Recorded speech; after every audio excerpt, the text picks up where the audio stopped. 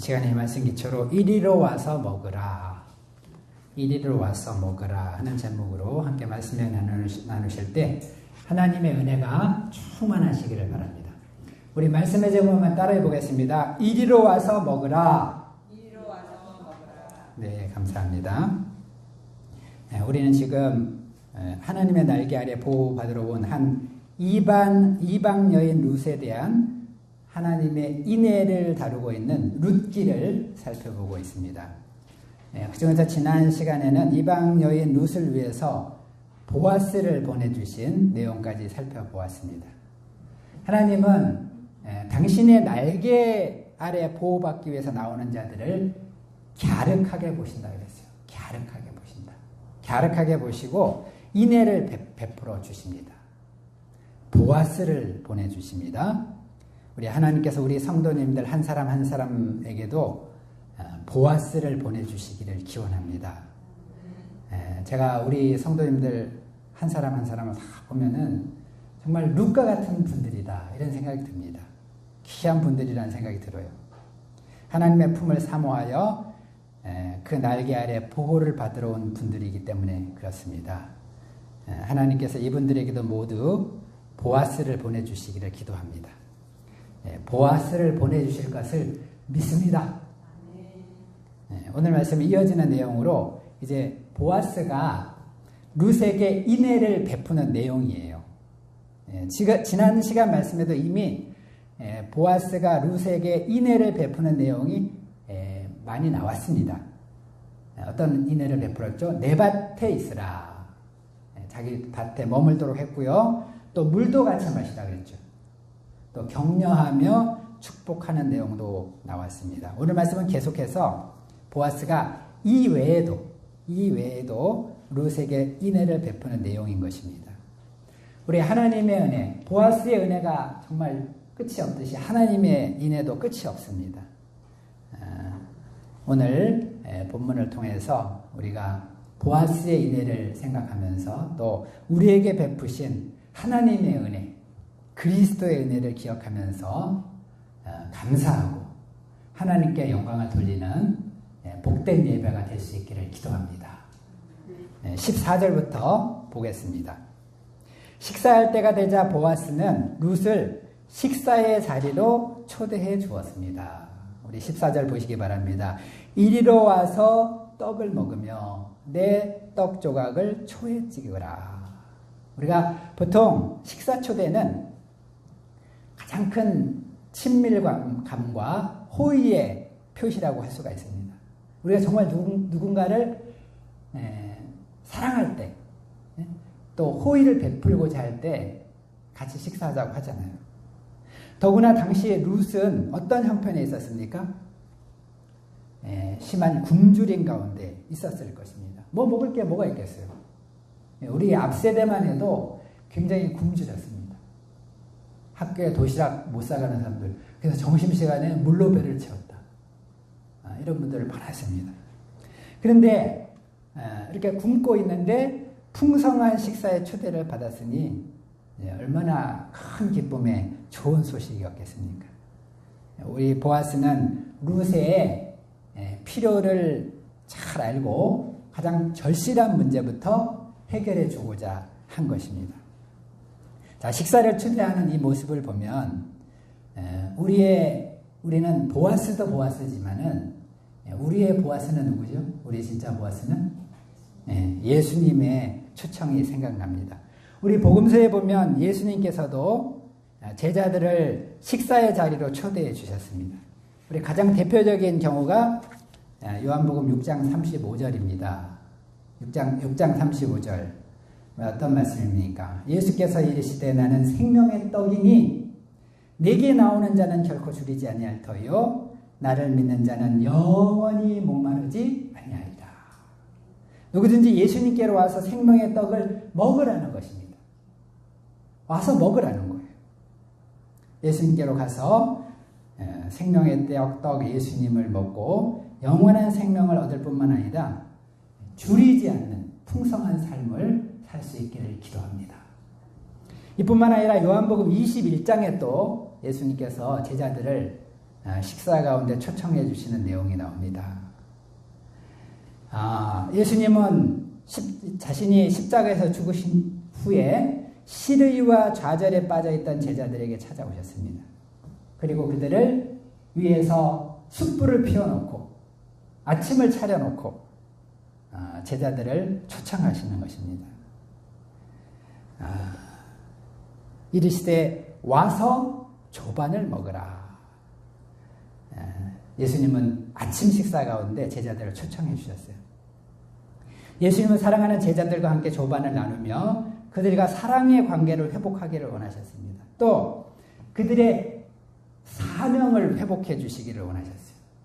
요한복음 21장 어떤 내용이냐면은 특별히 제자들의 사명을 회복시켜 주시는 그런 내 양을 먹이라. 사명을 회복해 주시는 말씀이라고 우리가 알 수가 있습니다. 예수님은 지금도 우리들과 사랑의 관계를 회복하기를 원하십니다. 또 우리들이 양무리들을 사랑하고 돕는 이런 사명을 회복하기를 원하시는 거예요. 그래서 예수님은 지금도 우리들에게 질문하고 계십니다. 누구누구의 아들 누구누구야? 내가 이 사람들보다 나를 더 사랑하느냐? 내 어린 양을 먹이라. 누구누구의 아들 누구야? 내가 나를 사랑하느냐? 내 양을 치라. 누구누구의 아들 누구야? 내가 나를 사랑하느냐? 내 양을 먹이라. 예수님은 우리가 사랑의 떡을 먹고 예수님과 사랑의 관계를 회복할 뿐만 아니라 이제 우리가 또 다른 예수님의 양들을 돕는 사명을 회복하기를 원하시는 거예요. 우리가 예수님이 원하시는 것이 무엇인가 알고 우리가 예수님의 소원을 이루어 드리기를 기도합니다. 무엇보다도 이제 예수님의 와서 먹으라는 초청이 참 그 절정을 이루고 있는 곳은 마태복음 26장 26절입니다. 마태복음 26장 26절입니다. 예수님은 어떤 식사에 초대하시는가? 당신의 몸을 먹으라고 초청하시는 거예요. 그들이 먹을 때 예수께서 떡을 가지사 축복하시고 떼어 제자들에게 주시며 이르시되 받아서 먹으라. 이것은 내 몸이니라 하시고 예수님은 범죄함으로 하나님을 떠나서 죄 가운데 살다가 영원히 저주받을 우리를 구원하기 위해서 살을 찢기시고 피를 흘려주셨습니다. 그리고 이제 예수님은 이 예수님의 살과 피를 먹고 마시는 구원의 식사 가운데로 우리를 초청해 주시는 거예요. 와서 먹으라. 초청해 주시는 것입니다. 누구든지 이 초청의 음성을 듣고 그 예수님의 살이 나를 위한 이 희생의 찢김이었음을 영접하고 또 그 피가 나의 죄사함을 위해서 흘리는 피라는 것을 영접하고 믿으면 죄사함을 받고 구원을 얻게 되는 것입니다. 하나님의 자녀가 되는 것입니다. 그렇기 때문에 이 초청이야말로 가장 귀하고 축복된 초청이다. 이리로 와서 먹으라. 이 초청의 음성을 우리가 들어야 된다는 거예요. 저도 이 주님의 초청을 받고 영접함으로 회심의 은혜를 체험하게 되었습니다. 저는 초등학교 6학년 때에 이제 저보다 16살이 많은 큰 형님이 우리 집 장손이었죠. 교통사고로 큰 형님을 잃는 슬픔을 당하게 되었습니다. 어린 시절이었지만 너무 충격을 받았어요. 그 매장하는 모습을 제가 다 봤어요. 그러니까 너무 깊은 허무주의에 빠지게 되었습니다. 그래서 고등학교 때도 그 이후로 이제 중학교 때부터 시작해가지고 고등학교 때도 계속 허무주의에 시달렸어요. 공부하면 뭐하나? 공부하면 뭐하나? 안 그래도 공부하기 싫은데 얼마나 좋은 핑계거리가 생겼어요. 공부하면 뭐하나? 공부하기 싫은 거예요. 그래서 참 방황하다가 그래도 안 되겠다 싶어가지고 이제 고3 때는 이 고민은 잠시 더 접어두고 일단 대학 가고 보자. 그래가지고 이제 대학에 입학하게 되었습니다. 근데 그 대학에 입학하니까 이제 다시 묻어넣었던 잠시 보류하자 그랬잖아요. 그 허무주의가 다시 찾아오는 거예요. 그래서 1학년 1학기 너무 방황했습니다.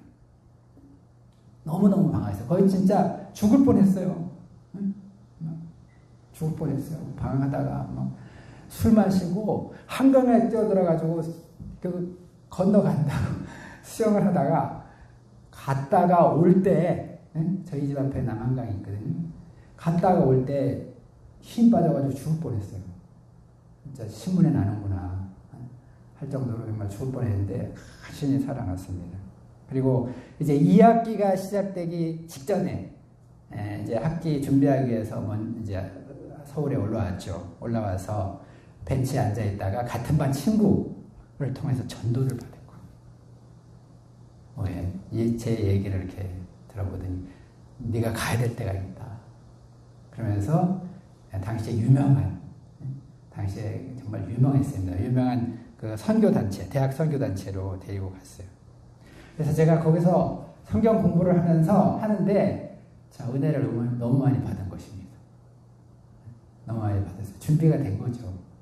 하나님께서 중생의 빛을 비춰주신 거예요. 은혜를 너무 많이 받았고, 특별히 요한복음 1장 7절 그 안에 생명이 있었으니, 이 말씀 통해서 은혜를 받았어요.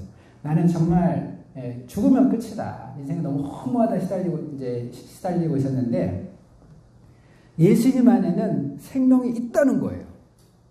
그 생명은 영원한 생명이라고 했죠. 제가 조에 예수님 안에 영원한 생명이 있다. 너무 당연하게 있었으니, 있다고 논증하지도 않아요. 있었으니 그 말에 제가 감동을 받았습니다.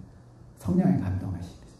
그래가지고 그 예수님 안에 있는 영생이 있다는 걸 다 영접하니까 그 모든 허무의지가 그냥 쫙 물러가는 거예요. 너무너무 막 시달렸는데 완전히 자유를 얻은 것입니다. 그래서 이제 참 성경 공부를 더 열심히 했는데 문제가 생겼습니다. 제가 사실 예수님 믿은 지가 몇 달밖에 안 됐는데 그 선교단체가 좀 굉장히 강성 선교단체. 그래서 이제 이 예수님 영접한 사람들에게는 자신의 장래나 진로, 목표 이런 걸 다 주님께 사도 바울처럼 배설물로 참 다 버리고 이제 사명만 감당하라는 거예요. 대학 선교에만 전념하라는 것입니다. 그래서 참 저한테는 너무 벅찼어요, 사실. 지금 생각해봐도 너무 벅찼네. 6개월도 안 된 초신자한테 막 그렇게 얘기하니까. 그래서 제가 너무 힘들었어요.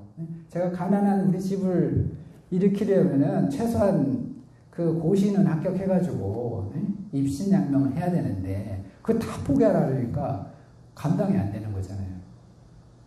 그래서 이제 선교단체에 제가 도저히 못 다니게 해서 떠났습니다. 그리고 이제는 교회는 잘 다니려고 그랬는데 내가 하나님의 부르심을 내가 순종하지 못했다. 그런 생각 하니까 교회 가면 너무 괴로운 거예요. 또 가는 데마다 그런 말씀이야. 내 안에 거하라. 너무 막 괴로운 거예요. 그래가지고 이제 마음 먹고 나는 고시 공부를 해야 돼. 공부를 하려고 도서관에 억지로 앉았지만은 읽히지가 않는 거예요. 하루 종일 책을 붙들고 있어도 한 페이지도 진도가 안 나가. 하루에 고시 공부하면 13시간씩 앉아 있습니다. 13시간 앉아 있어도 한 페이지도 진도를 못 나가는 거예요. 너무너무 막 마음이 괴로운 거예요. 그래가지고 이제 또 막 다시 마음이 공허해지죠. 두려움이 막 내가 참 하나님께 정말 징계를 당하고 징벌을 당하는 것이니까 두려움이 몰려왔습니다. 견디다 못해가지고 어쩔 수 없이 교회로 돌아오게 된 거예요. 그러나 진심으로 회개했다기보다도 너무 힘들어서 온 거예요. 진심으로 회개한 것도 아니야.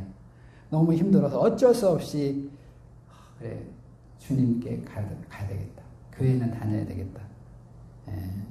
교회를 이제 아무도 모르는 저는 뭐 교회도 안 다니는 사람이니까 아는 사람도 없어요. 무조건 이제 서울에서 큰 교회 찾아간 거예요. 그런데 이렇게 마지못해 돌아온 탕자죠. 이런 저에게 예수님은 자신의 살과 피를 들고 영접해 주신 거예요. 그 시내 대형교회에 이제 가게 됐는데 마침 그날이 성찬 예배였습니다. 그래서 이제 교회가 크니까 성찬 예배를 하는데도 뭐 엄청나요. 그래서 막 엄청난 사람들이 그 이제 떡과 포도주를 들고 사람들이 쫙 나오는데 성찬 예배가 시작되자마자 그냥 눈물이 나오기 시작하는 거예요. 나는 하나님께 그렇게 큰 은혜를 받고도 내 꿈을 희생하기 싫어서 사명도 떠나고 또 하나님마저도 떠났는데 돌아온 것도 뭐 내가 좋아서 돌아온 것도 아니고 너무 괴로워서 돌아온 이런 사람인데 이런 나를 위해서 예수님은 자기의 살과 피를 주시는구나. 이리 와, 내 살을 먹으라. 내 피를 마시라. 이 예수님이 막 떠오르면서 이제 지난날 살아오면서 제가 지었던 각양의 죄들과 또 그동안 주님을 슬프시게 했던 각종 허물들이 주마등처럼 파노라마처럼 확 지나가는 오버랩 되면서 예수님께서 저 멀리서 나를 향해서 다가오는 것과 그 내가 지은 죄들이 막 오버랩이 되면서 파노라마처럼 쫙 펼쳐지는 거예요. 한없는 그 회개가 저절로 나오는 거예요. 예수님의 사랑에 대한 감사와 감격의 눈물이 그냥 폭포수처럼 흐르는 거예요. 뭐 주변에 누가 있는 거 신경 쓸 겨를도 없어요. 그 화장지 이렇게 휴대용 화장지 두툼한 거 가더니 그걸 다 쓰고도 부족할 정도 눈물이 흘렀습니다. 그동안의 선교단체 선배들이 얼마나 많이 설득하겠어요. 설득하고 막 신방도 하고 그랬지만은 꿈쩍도 하지 않았던 제 마음이 순식간에 변화가 되었습니다. 이후에 이제 제 삶은 180도 달라지게 되었어요. 헌신과 사명을 부담스러워하면서 어찌 하든지 이렇게 피해 다니고자 하던 제가 도리어 선교단체에 찾아가가지고 하나님의 일을 좀 시켜달라. 나는 하나님의 일을 하고 싶다. 하지 않으면 견딜 수가 없다. 하나님의 일을 뭐든지 좋으니까 좀 시켜달라. 부탁을 하게 되었습니다. 그리고 입에서는 막 복음이라는 말이 떠나지를 않았어요. 복음 막 떠올랐습니다. 그래서 도서관에 들어가서 또 성경을 읽고 싶었어요. 이 예수님은 어떤 분인가? 성경에서는 어떻게 기록하고 있는가?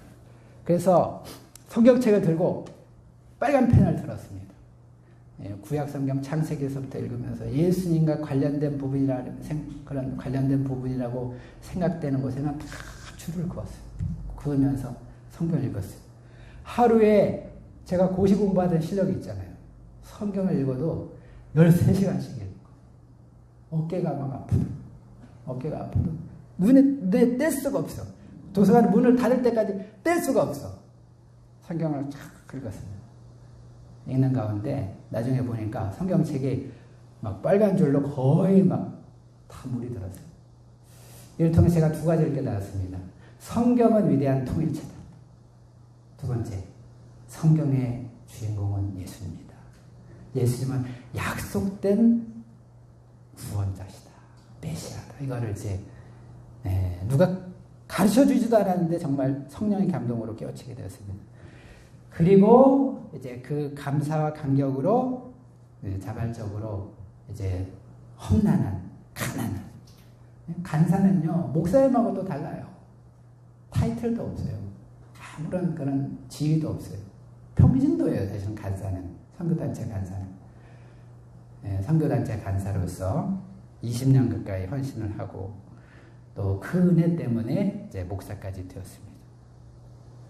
예수님의 살과 피를 먹고 마시는 구원의 식사로의 초대야말로 오늘 말씀의 제목이 뭐죠?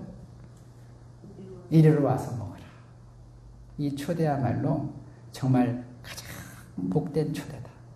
가장 축복된 초청이다. 가장 영광스러운 초청인 것입니다.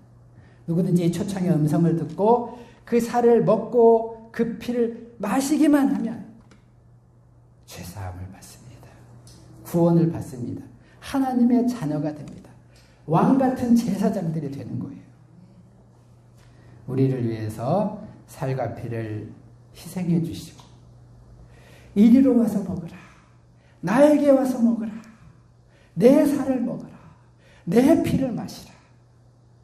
초청해 주시는 주님의 사랑의 초청에 감사와 찬양을 돌립니다. 우리가 부족하지만 예수님께로 나가서 이 살과 피를 마시며 하나님의 자녀들이 다 되기를 기도합니다. 우리 14절에 보면은 보아스는 룻에게 와서 떡을 먹으라고 하면서 초까지 찍어 먹으라 그랬어요. 초까지 찍어 먹으라. 여기서 초라는 것은 우리 어디서 좀 들어봤죠. 신포도주를 기름과 섞어서 만든 아주 시원하고 상큼한, 요즘으로 말하면 홍초이죠. 식초 음료수. 그런 거예요. 빵만 먹기가 팍팍하니까 그거 찍어 먹었는데, 아니 빵만 먹어도 감지덕진데 이제 초까지 찍어 먹으란 거죠. 이 빵이 피라면은, 아니 빵이 살이라면은 초는 피죠. 예수님께서 달리실 때 제공되었던 포도주가 또 연상이 됩니다. 룻은 보아스의 배려로 초까지 찍어 먹으며 먹고 남았을 정도로 배불리 먹었다고 그랬어요. 우리는 보아스의 은혜, 나아가서 하나님의 은혜의 풍성함을 알게 되는 것입니다. 우리 하나님은 풍성하신 분이세요. 째째하신 분이 아니세요. 풍성하시다. 차고 넘친다. 우리 아버지의 집, 아버지의 품이 가장 좋다. 이제 15절과 16절은 보아스가 자기 일꾼들에게 내린 명령입니다. 세 가지 명령을 내려요.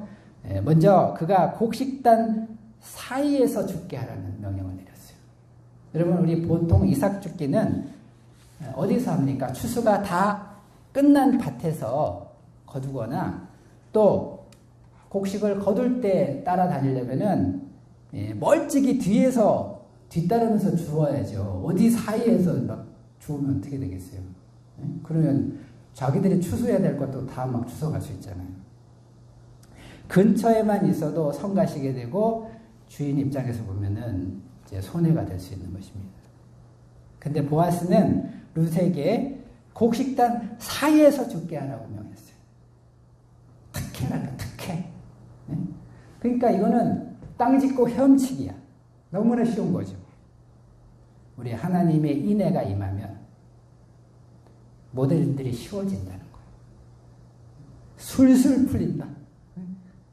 그러니까 하나님의 인애가 최고라는 것입니다. 자, 두 번째 명령은 뭐예요? 그러면서도 책망하지 말라는 거예요. 이제 주인의 눈치를 보면서 이색을 줍는 자들에게는, 그런 사람들에게 이리저리 가라고 지시하고 또 그때마다 책망하면은 주눅이 들기가 쉬운 거예요. 그렇기 때문에 보아스는 룻에게 일체 책망하지 말아라 명령한 것입니다.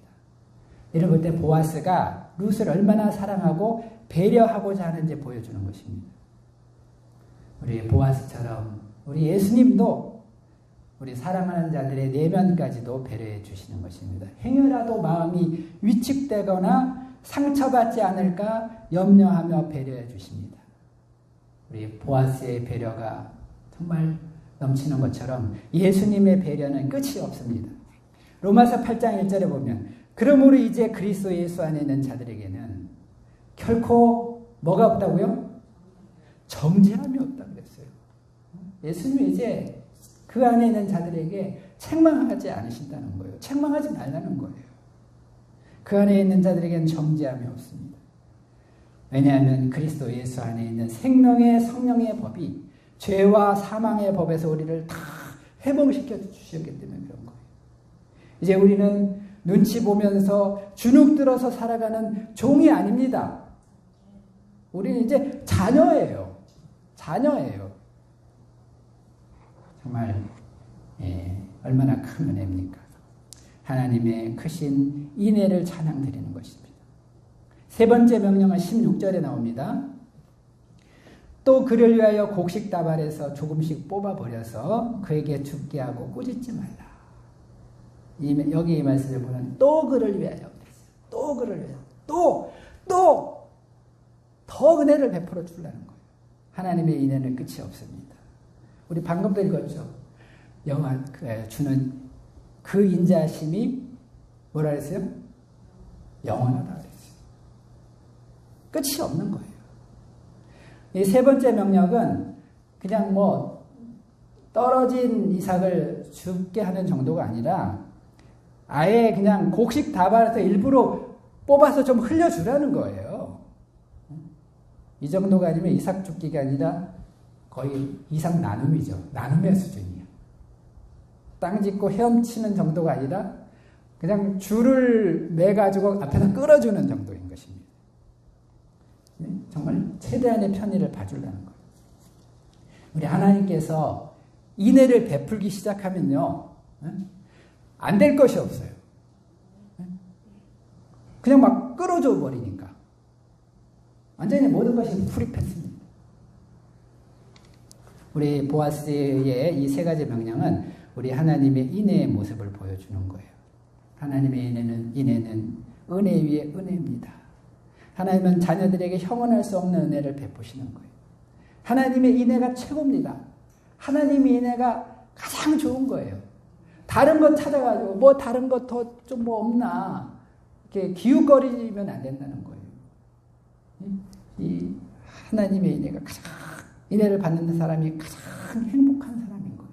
그러니까 우리가 하나님의 인애의 바다로 가야 되는 것입니다.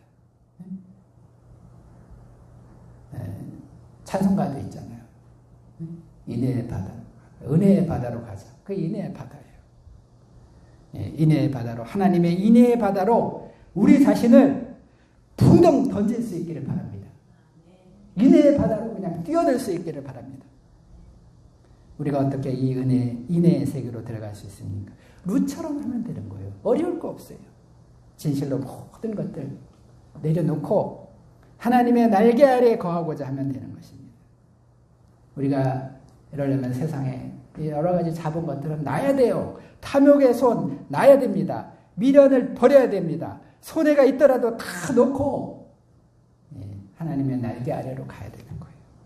주님께서 한없는 인애 헤세드를 베풀어 주실 것입니다. 여기서 이 인애라는 말, 히브리어로는 헤세드라는 말이에요. 이게 룻기를 관통하는 말이고 또 구약 성경을 관통하는 키워드예요. 이 헤세드라는 말은 어떤 말이냐면은 언약 관계에서 사용되는 히브리어입니다. 언약 관계. 그래서 언약 관계에 있는 자들에게 인자와 자비와 사랑을 베푸는 것, 이것이 헤세드예요. 그러니까 아무나한테 베푸는 건 아니에요. 언약 백성에게, 자기 백성들에게 베푸시는 사랑인 것입니다. 예를 들자면 룻이 시어머니 나오미에게 베푼 것이 헤세드예요. 룻이 시어머니가 얼마나 외로운 여자예요. 그냥 돌아서도 상관없지만 함께 했잖아요. 헤세드예요. 헤세드. 또 보아스가 룻에게 베푼 것도 헤세드입니다. 룻은 뭐 보잘것없는 이방 여인이지만 보아스 얼마나 은혜를 베푼, 이게 헤세드예요. 이 헤세드가 이제 종국적으로, 종합적으로, 최종적으로 나타나는 게 뭐냐? 우리 예수님이 언약 백성들을 향해서 나타나는 그 인애, 죄사함의 인애, 그것이 최고의 헤세드인 것입니다. 우리가 방금 찬송가 279장 불렀죠. 인애하신 구세주여 내 말 들으사 죄인오라 하실 때 날 부르소서. 영어 성경에 보면은 내 앞에 오실 때 나를 지나가지 말아 주소서. 인애하신 주님이시여 내 앞을 지나가지 마시고 나를 돌아봐 주소서. 이 예수님의 이 인애를 강구하는 것입니다. 17절에서 23절은 이제 이삭 죽기가 끝난 뒤에 나오미와 룻의 대화입니다. 자, 여기서 우리가 룻기에서 보아스가 나오고 또 나오미가 나오고 룻이 나오는데요. 이 세 인물 관계를 우리가 잘 이해를 하면 좋습니다. 룻기에서 보아스는 우리로 말하면은 신약 성경으로 말하면은 누굴까요? 예수님. 나오미는 교회예요. 그리고 룻은 언약 백성이야. 우리예요. 자, 이런 과정에서 17절 이하를 눈여겨보면은 예수님과 교회, 성도의 관계에 대해서 많은 시사점을 얻게 되는 것입니다. 17절을 보시기 바랍니다. 룻이 밭에서 저녁까지 죽고 그 죽은 것을 다 떨기까지 했습니다. 추수까지 다 했어요. 그러니까 한 에바쯤 되었다. 보리가 한 에바쯤 되었다. 한 에바가 요즘으로 하면 11kg 정도 되는 거래요. 11kg. 쌀 포장 보면은 요즘 20kg가 큰 포대고 작은 게 10kg잖아요. 그거보다 작은 포대보다는 많이 거둔 거예요. 그러니까 이삭 죽기 치고는요 굉장히 많이 다 이렇게 알곡이 그 정도니까 굉장히 많이 얻은 것입니다. 그래서 룻은 그 종일 수고한 것을 가지고 시어머니에게 보여주고 또 배불리 먹고 남긴 것을 가지고 시어머니를 봉양했어요. 교회에 잘게 보고를 했다는 거예요. 그러자 시어머니 나오미는 룻에게 특별한 은총이 임한 것을 알았습니다. 그래서 그 돌본 자를 축복해 주면서 룻에게 오늘 어디서 주웠으며 어디서 일을 했냐고 물었어요. 그러자 룻은 그 사람이 보아스라고 말했습니다. 하필이면 보아스. 마침 보아스였어요. 정말 놀라운 일이죠. 아니 밭이 주변에 얼마나 많은데 하필이면 보아스. 마침 보아스의 밭이었다는 거예요. 놀라운 일인데 우리가 하나님께서 인애를 베푸시면 놀라운 일이 계속해서 일어난다는 것입니다. 이제 이에 나오미는 보아스를 위해서 복을 빌어주면서 그가 자신들의 근족으로서 기업을 물을 자 중에 하나다 이렇게 말해 주었습니다. 여기서 이제 기업을 물은다는 말이 나오는데요. 여기서 이 물은다는 말은 우리 쓰는 말이잖아요. 물은다는 말이에요. 물린다는 말이에요. 물린다. 그러니까 기존의 계약을 취소하고 물건이나 토지를 되사는 것입니다. 당시 이스라엘 백성들은 하나님께서 다 지파별로 땅을 나눠주시고 또 각 가족별로 그 지파에서는 또 가족별로 다 추첨해가지고 땅을 다 나눠줬어요. 그래서 이 나눠준 땅은요 절대로 자기들이 지켜야 되는 거예요. 자기들이 계속 지켜야 돼요. 그런데 간혹 너무 힘들어가지고 너무 가난해가지고 이걸 파는 경우가 있었습니다. 아마 이 나오미의 집도 파는 것 같아요. 그럴 경우에는 어떻게 되냐? 그러면 이제 그 땅이 완전히 남의 땅이 되잖아요. 그러면 안 되니까 법적으로 어떻게 만들어냈냐면 이 땅을 나중에라도 본인이 되사거나 가까운 친족 중에 누가 되사야 될 의무가 있었는데 바로 그런 의무 내지 권한을 가진 사람이 보아스였다는 것입니다. 더구나 추수를 마치기까지 자기 밭에 있으라고 했다는 보아스의 말을 전해들은 나오미는 이제 룻에게 당부합니다. 뭐라고 합니까? 22절을 보시기 바랍니다. 나오미가 거듭부터 읽겠습니다. 시작. 나오미가 며느리 룻에게 이르되 내 딸아 너는 그의 소녀들과 함께 나가고 다른 밭에서 사람을 만나지 아니하는 것이 좋으니라 하는지라. 이제 그에게만 있고 다른 사람들에 만나지 말라고 권면하는 것입니다. 이게 교회가 하는 일이에요. 우리 성도들한테 이제 다른 사람한테 가지 말라는 거예요. 다른 사람들 가까이 하지 마. 다른 신들 가까이 하지 말고 오직 예수님께만 가라. 이렇게 권면하는 것입니다. 또 우리도 어때요? 우리는 이 권면을 받아들이고 우리도 다른 데 기웃거리면 안 돼요. 우리는 오직 예수님. 오직 예수님. 우리 예수님만을 바라볼 수 있기를 바랍니다. 23절을 보시기 바랍니다. 룻은 나오미의 말에 순종해서 보아스의 밭에서만 이삭을 주우며 그의 시어머니와 함께 거했다. 그러니까 나중에 더 좋은 일이 생기는 거예요. 룻이 나오미 말에 순종했다는 것처럼 우리도 교회의 말 잘 순종하고 성경 말씀, 교회에서 성경 말씀 가르치죠. 예수님 말씀 가르치는 잘 순종할 때 더 큰 복이 오는 줄 믿습니다. 결론적으로 오늘 본문은 보아스가 룻에게 추가적으로 베푼 인애에 관한 내용입니다. 그리고 그 중에서 제일 중요한 내용이 이리로 와서 먹으라 하는 것입니다. 하나님은 오늘날도 그 사랑하는 백성들을 위해서 보아스를 보내주시고 그 보아스를 통해서 인애를 베푸십니다. 이리로 와서 먹으라. 이리로 와서 먹으라. 우리를 초청해 주시는 것입니다. 하나님의 인애는 끝이 없습니다. 측량 불가입니다. 하나님의 인애에 감사하며 권면대로 예수님께로 가서 이제는 다른 데는 돌아보지 말고 예수님께로 가서 그 살과 피를 마시며 죄사함과 풍성한 은혜를 누리는 삶을 살기를 기도합니다.